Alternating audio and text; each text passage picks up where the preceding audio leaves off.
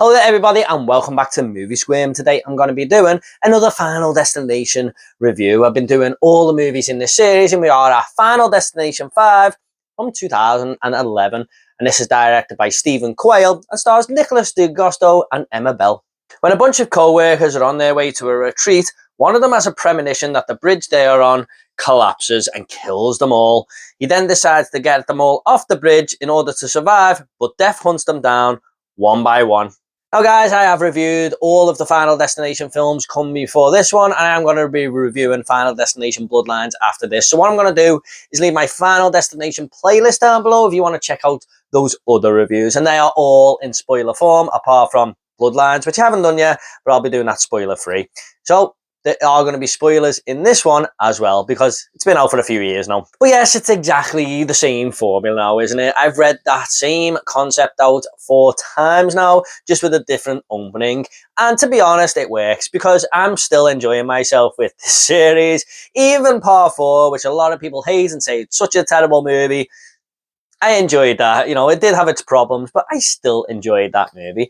And that was a first time watch for me, like this one. I'd only ever watched the first 3 before this, so I was really excited to delve into this one, because I even heard that this one was a step up. So if I enjoyed Part 4, I was probably going to enjoy this one as well. Now, I've done a few review series in the past, but Final Destination has got to be one of the hardest ones, because I'm trying to find all the different stuff that they throw in there to make them feel different to each other, and there are only minor rules thrown in here. They basically do all feel like the same film. However, Final Destination 5 does throw a big spanner in the works, which is a welcome addition, I thought, for good and bad reasons. William Bloodsworth, who plays Tony Todd in these movies, we don't quite know what he is, but more on him in a minute. He says to the characters that there's this new rule that we didn't really know about in either of the previous movies, so why is he telling them this time?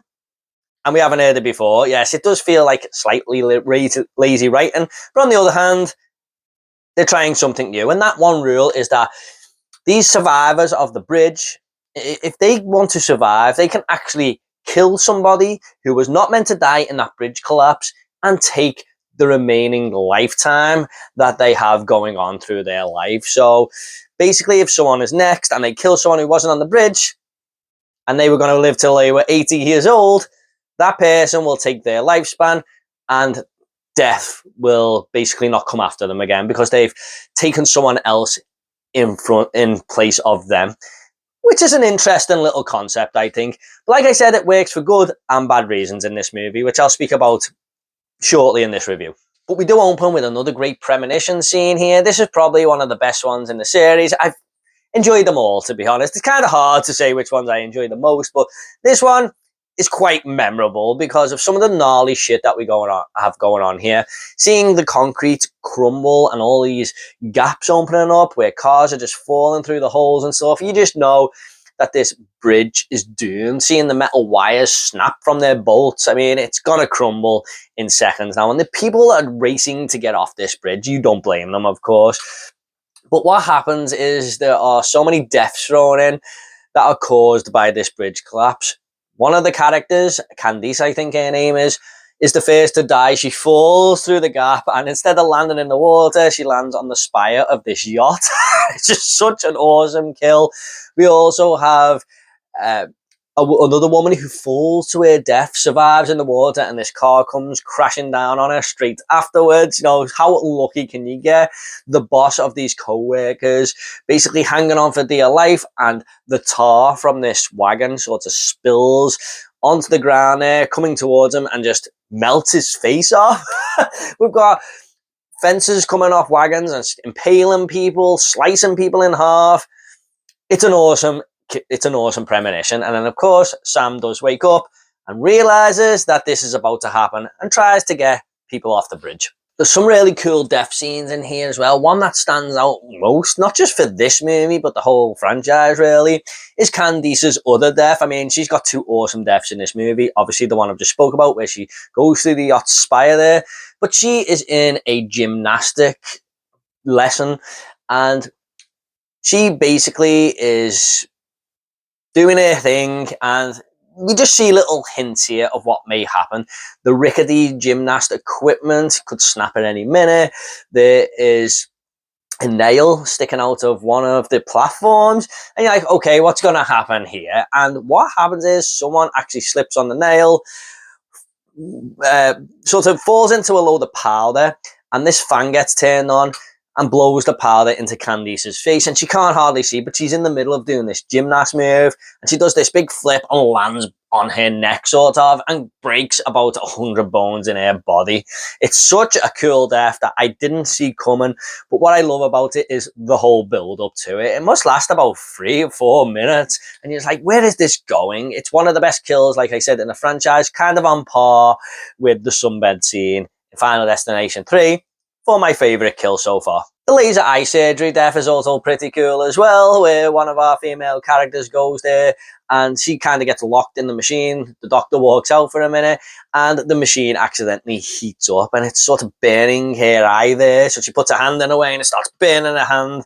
And she finally gets help and gets out the machine, but she can't really see, so she falls backwards through a window and her eye just falls out of her sockets because it's been damaged that much, and a car just squishes it with its tires. Yeah, pretty fun kills, very, very creative once again. But one of my absolute favourite things about Final Destination 5 is the ending. It might actually be the best ending in the entire series, along with the first film. I'd heard rumblings about this ending, but I didn't actually know, believe it or not, going into this movie, what actually happens. I just know it was linked to the first movie somehow.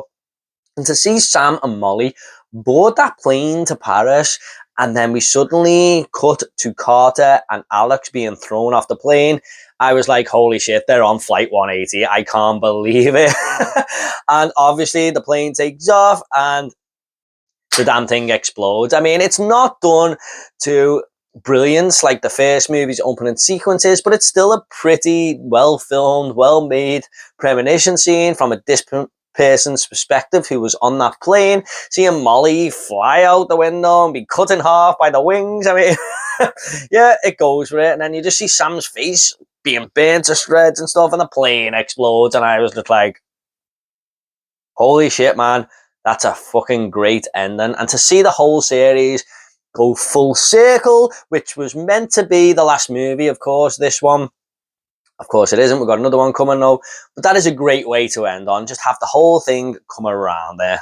However, this is where the whole rule about new life comes in, where if you kill someone that wasn't on the bridge and you take the rest of their life, you've survived. And this is one reason where I like it, because there is a character called Nathan who accidentally kills his arsehole co-worker in the middle of the movie there, and he has survived. He has beaten death's cycle, but one of the co-workers at his wake tells him that this guy he killed was only days away from death anyway, so it's probably a good thing that he was accidentally killed, because he had this brain aneurysm that was building, and it was probably going to kill him in a day or two anyway. So Nathan really only has a few days of lifespan there, because that co-worker who he killed was going to die.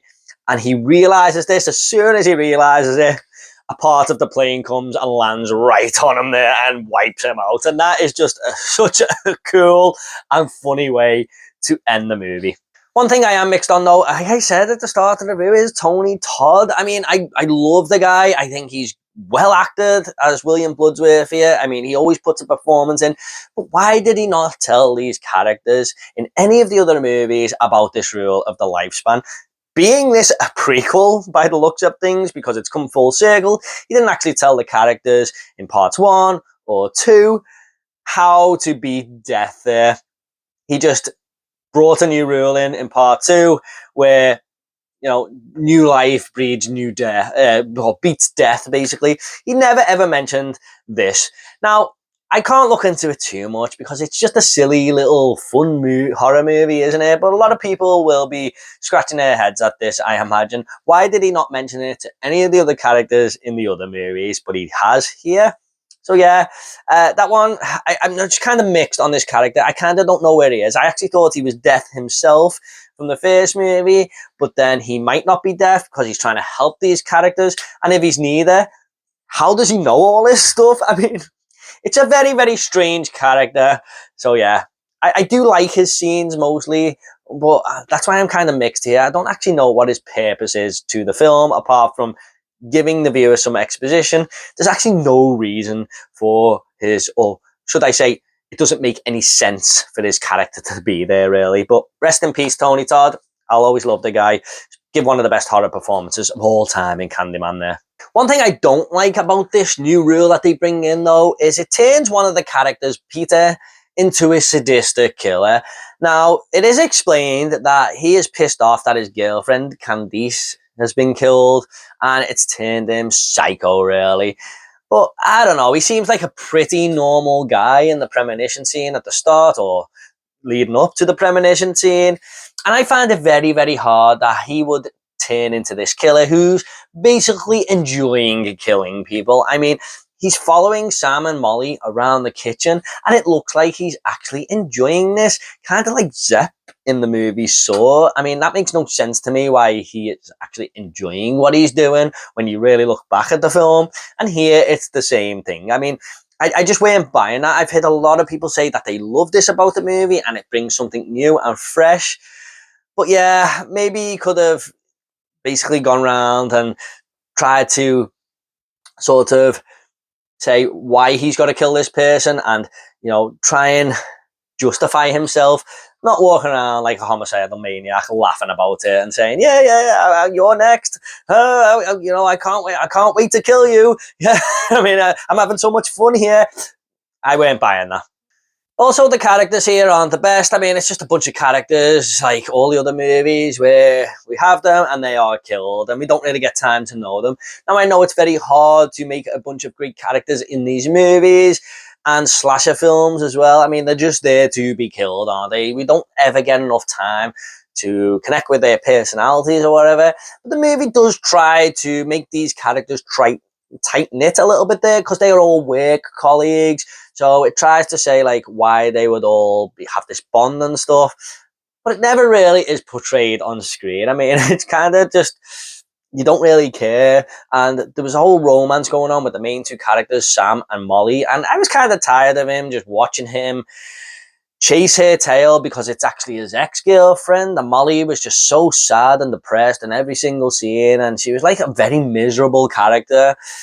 I mean, I liked Sam as a protagonist. He was fine, but I think it's just because he gets the most screen time in this movie where you kind of warm to him a little bit. All the other characters, you just don't care. Also, the 3D effect is a little bit on the nose here. Look, this is a minor nitpick. It doesn't bother me too much. But if you're not watching this in 3D, you are going to notice these scenes. Like the spire going through Candice at the start, that is all made with the 3D effect and nothing else. I mean, it looks cool, but you can just tell that what they were going for. The ending where Nathan is crushed by the plane, his severed hand basically flies at the camera as the movie ends and stuff. Yeah, I mean, it might be a little bit of an eyesore for some people. There isn't the best looking premonition at the start either. You can all tell it's done on green screen and stuff like that. So yeah, that might bother some people, and it does bother me sometimes, but it depends on how much fun I'm having with the movie, if I can just sort of see past it, really. So yeah, it's a minor nitpick. It's not as much of an eyesore as it was in part 4. It is improved a little bit here. Overall, though, guys, like all the other movies that came before it, this is a pretty fun time, and it's a formula that just keeps working now, isn't it? But kudos to them for throwing that ending in. That really was an awesome ending, and I can only imagine people in the cinema at the time were like gasping, going, "Oh my god, it's the Flight 180!" And I kind of was, even though I knew it was linked to the first one. So yeah, awesome twist ending.